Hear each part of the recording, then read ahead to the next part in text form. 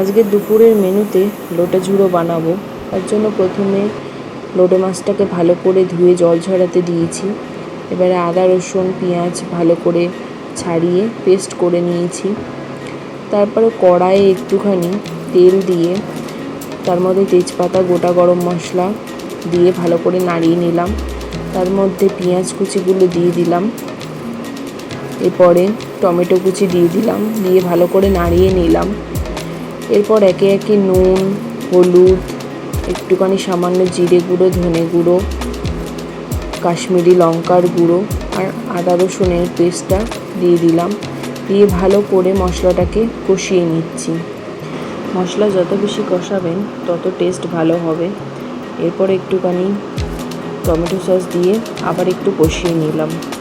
তারপরে জল ঝরানো লোটে মাছগুলোকে দিয়ে দিলাম, দিয়ে ভালো করে মশলার সাথে মেশাতে থাকলাম।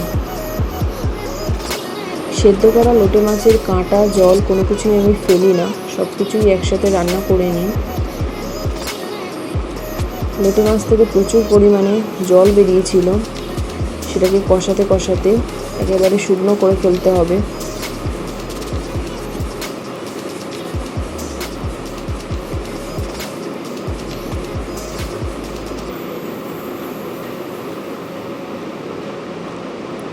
অনেকটাই জল শুকিয়ে এসেছে।